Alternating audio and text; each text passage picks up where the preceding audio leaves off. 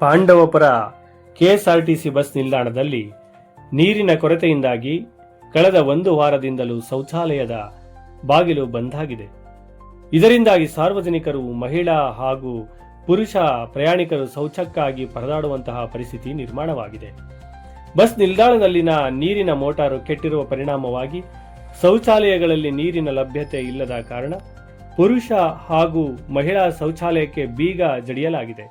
ಇದರಿಂದ ಮಲಮೂತ್ರ ವಿಸರ್ಜನೆಗಾಗಿ ಶೌಚಾಲಯಕ್ಕೆ ತೆರಳಬೇಕಾದ ಮಹಿಳೆಯರು ಹಾಗೂ ಪುರುಷರು ಫಜೀತಿ ಅನುಭವಿಸುವಂತಾಗಿದೆ. ನೀರಿನ ಮೋಟಾರು ಕೆಟ್ಟು ನಿಂತು ಸುಮಾರು 1 ವಾರವೇ ಕಳೆದಿದ್ದರೂ ಯಾವೊಬ್ಬ ಸಾರಿಗೆ ಅಧಿಕಾರಿಗಳು ಮೋಟಾರು ದುರಸ್ತಿಗೊಳಿಸಲು ಮುಂದಾಗಿಲ್ಲ. ಇದರಿಂದಾಗಿ ನಿತ್ಯ ಬಸ್ ನಿಲ್ದಾಣಕ್ಕೆ ಬರುವ ಮಹಿಳೆಯರು ಹಾಗೂ ಪುರುಷ ಪ್ರಯಾಣಿಕರು ನಿಲ್ದಾಣದ ಶೌಚಾಲಯಕ್ಕೆ ಬೀಗ ಜಡಿದಿರುವುದರಿಂದ ಸಾರಿಗೆ ಅಧಿಕಾರಿಗಳ ವರ್ಗಕ್ಕೆ ಇಡೀ ಶಾಪ ಹಾಕುತ್ತಿದ್ದಾರೆ. ಪಾಂಡವಪುರ ಬಸ್ ನಿಲ್ದಾಣದಿಂದ ಮೈಸೂರು, ಮಂಡ್ಯ, ಕೆಆರ್ಪೇಟೆ, ಶ್ರೀರಂಗಪಟ್ಟಣ, ಚನ್ನರಾಯಪಟ್ಟಣ, ಹಾಸನ, ಬೆಂಗಳೂರು, ನಾಗಮಂಗಲ, ತುಮಕೂರು, ತುರುವೇಕೆರೆ, ತಿಪಟೂರು, ಶಿವಮೊಗ್ಗ, ಅರಸೀಕೆರೆ, ಹುಬ್ಬಳ್ಳಿ, ಚಿಕ್ಕಮಗಳೂರು, ಹೊಸಪೇಟೆ, ಬಳ್ಳಾರಿ, ಬಾಗಲಕೋಟೆ, ಮಹದೇಶ್ವರ ಬೆಟ್ಟ, ಚಾಮರಾಜನಗರ ಸೇರಿದಂತೆ ಇತರೆಡೆಗೆ ಪ್ರಯಾಣ ಬೆಳೆಸಲು ಸಾವಿರಾರು ಸಂಖ್ಯೆಯಲ್ಲಿ ಪ್ರಯಾಣಿಕರು ನಿಲ್ದಾಣದಲ್ಲಿ ನಿತ್ಯ ಹಾಜರಿರುತ್ತಾರೆ.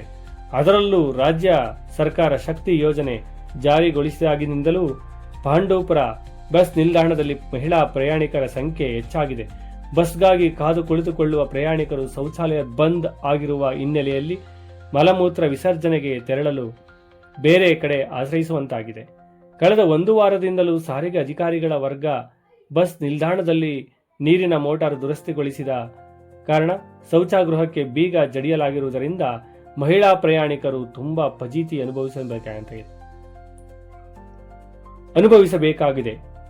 ಶೌಚಾಲಯ ವ್ಯವಸ್ಥೆ ಬಂದ್ ಆಗಿರುವುದು ಪುರುಷ ಪ್ರಯಾಣಿಕರು ಹೇಗೋ ಪರಿಸ್ಥಿತಿಯನ್ನು ನಿಭಾಯಿಸುತ್ತಾರೆ. ಆದರೆ ಮಹಿಳೆಯರಿಗೆ ಕಷ್ಟವಾಗುತ್ತಿದೆ.